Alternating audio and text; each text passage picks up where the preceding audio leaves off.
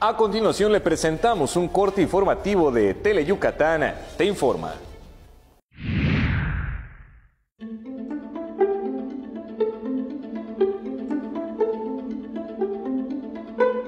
En las últimas 4 décadas, la expectativa de vida de los yucatecos se incrementó 13 años, pasando de 63 en la década de los 70 al 75.8 en la actualidad. En la década de los 30 y los 40, la expectativa de vida rondaba entre los 38, 41, 42 años, no mucho. A partir de la década de los años 70, la expectativa de vida aumentó a 63 años promedio.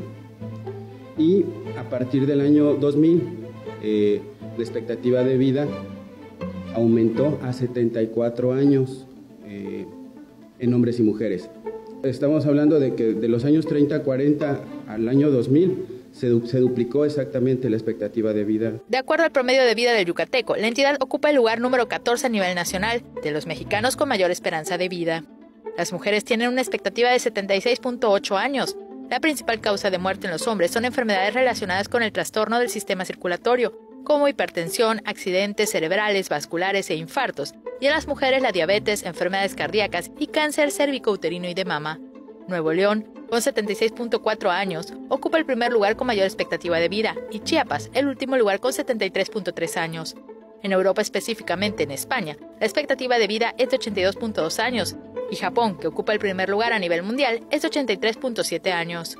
Pero, ¿a qué se debe este incremento? El hecho de que haya un mayor índice de médicos por determinado número de personas, estamos hablando de que por cada 1000 personas en el estado hay 6 o 7 médicos. Las vacunas, el enfoque preventivo de salud que se emplea en la actualidad, la urbanización, los adelantos tecnológicos, entre otros factores, han incrementado la expectativa de vida.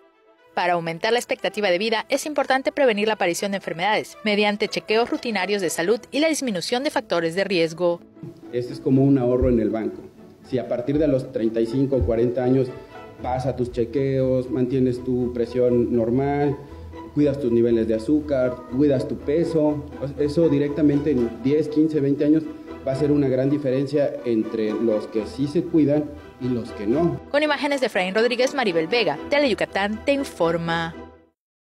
Nos despedimos de este corte informativo de Tele Yucatán Te Informa.